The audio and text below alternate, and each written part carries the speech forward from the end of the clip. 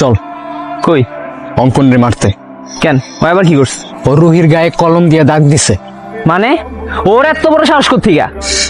চল, পরে না মারতে পারলে এখন আমার শান্তি হবে না ভাই।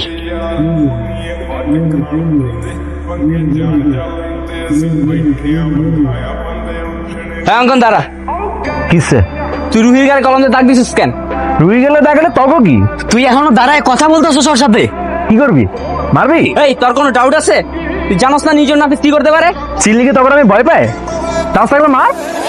তুই ওর গালে কলম দিয়ে দাগ দেওয়ার সাহসটা কই পাইনি? খালি তো গালেই দাগ দিছি। আমি তো চাইছি আর একটু টাচি করতে। পাল্টা তুই দাঁড়ায় আছিস এখনো, মার।